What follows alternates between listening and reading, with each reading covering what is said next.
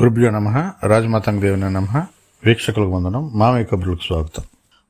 ఆయన ఓ cinema hero, అంతకన్నా ఆయన జీవితమే ఒక సినిమా. ఆ సినిమాలో ఆయనే హీరో, ఆయనే విలన్, ఆయనే అన్నీ.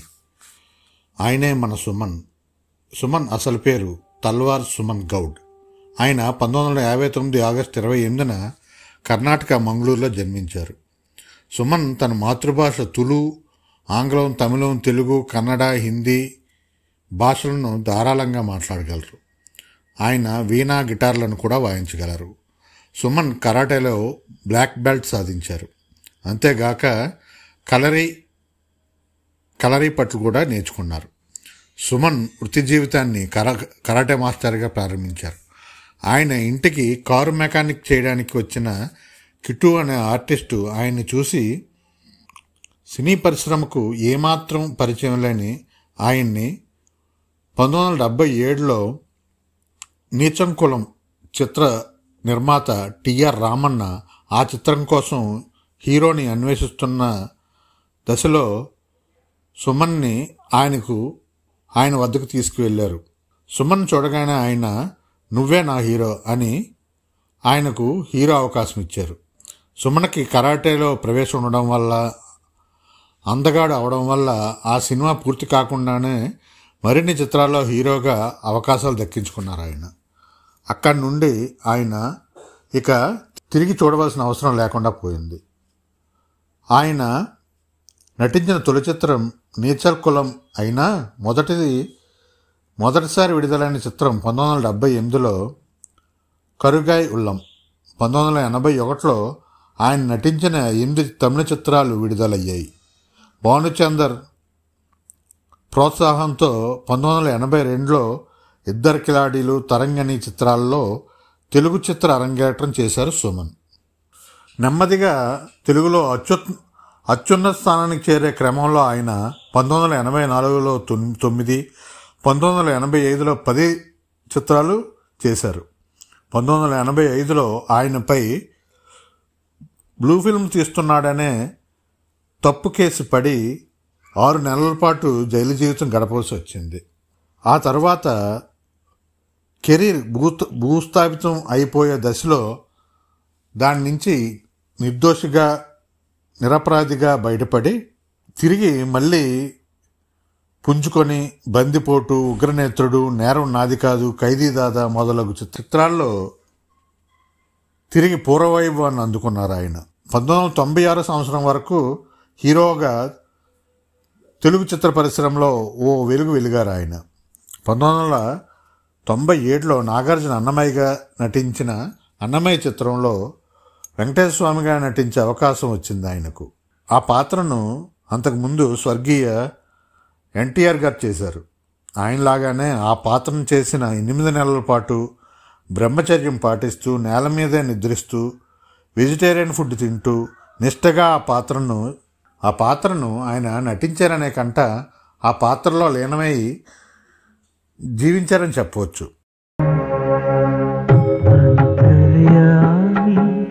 అలసితి సొలసితి ఇంతట నీ శరణిదే చొచ్చితిని అంతర్యామి అలసితి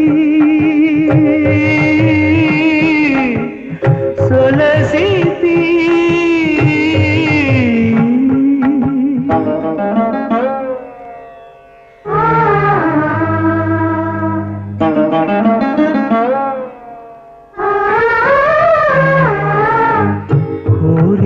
కూర్పులు కోయని కట్లు తీరవు నీవవి తెలుసక కోరిన కోర్పులు కోయని కట్లు తీరవు నీవవి తెలుసక భారపు పగ్గాలు పాప పుణ్యములు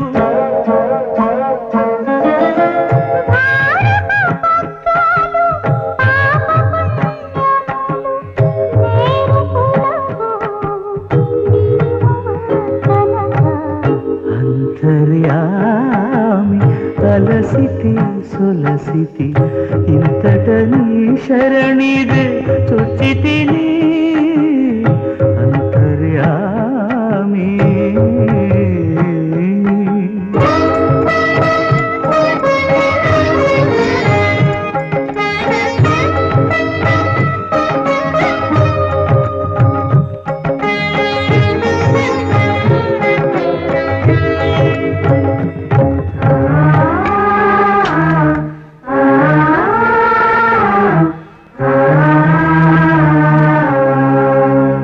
మదిలో చింతలు మైలలు మణుగులు వదలవు నీవవి వదలగా. మదిలో చింతలు మైలలు మణుగులు వదలవు నీవవి వదలగా. ఎదుటనే శ్రీ వెంకటేశ్వర వెంకటేశ శ్రీనివాస ప్రభో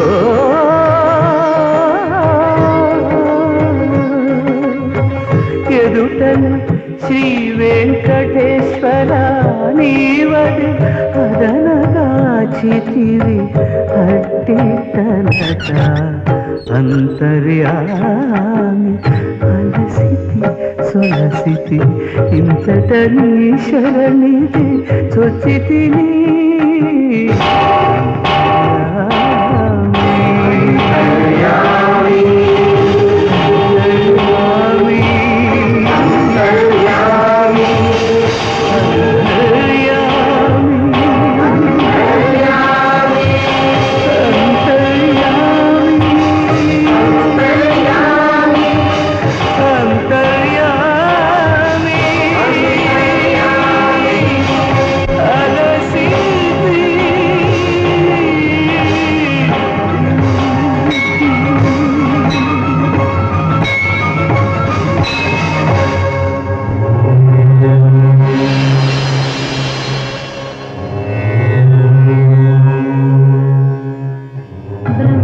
అప్పటి రాష్ట్రపతి శంకర్ దయాళ్ శర్మ ప్రత్యేకంగా సుమన్ని మాత్రమే పిలిపించుకొని ఒక్క సుమన్తోనే కలిసి ఆ సినిమాని చూశారు. ఆయన అవకాశం దక్కిన వ్యక్తిగా ఆ పాత్రను చేయడానికే తనను ఆ దేవుడు నటుని చేశారని చెప్తారు ఆయన. ఆ చిత్రానికి గాను ఆయన ఎన్నో అవార్డులు ప్రశంసలు పొందారు. ఆ తర్వాత శ్రీరామదాసు చిత్రంలో రామునిగా, సత్యనారాయణ స్వామి చిత్రంలో సత్యనారాయణ స్వామిగా మరిన్ని భక్తిరస పాత్రలు ఎన్నో పోషించారు ఆయన. విలన్గా, అన్నగా, తండ్రిగా, హీరోగా, కొడుకుగా తెలుగు, తమిళం, కన్నడ, మలయాళం, ఒడిస్సీ, హిందీ, ఇంగ్లీష్ మొత్తం భారతీయ భాషలన్నిట్లోనూ కలిపి 700 చిత్రాలకు పైగా నటించారు ఆయన. ఆయన నటనకు గాను దాదాసాహెబ్ ఫాల్కే అవార్డు కూడా దక్కింది. సుమన్ డివి సరసరాజు గారి మనవరాలు శిరీషను వివాహం చేసుకున్నారు. వాళ్లకు ఒక అమ్మాయి. ఆయన జైల్లో ఉన్న ఖైదీలు పోటీ చేయొచ్చు, ఎలక్షన్స్లో పోటీ చేయొచ్చు, కానీ వాళ్ళకి ఓటేసే హక్కు ఎందుకు ఉండదు అని మన సమాజాన్ని ప్రశ్నిస్తారు. ఆ ప్రశ్నకు కూడా మనం ఆలోచించవలసిన అవసరం ఉంటుంది. సుమన్ గారు, మీకు మామయ్య కబుర్లు మరియు వీక్షకుల తరపున జన్మదిన శుభాకాంక్షలు. మరో వీడియోతో మళ్ళీ కలుద్దాం. మామయ్య కబుర్లు ఛానల్ని సబ్స్క్రైబ్ చేయండి, గంట సింబల్ నొక్కండి, లైక్ చేయండి, వీడియోని షేర్ చేయండి. Thank you for watching.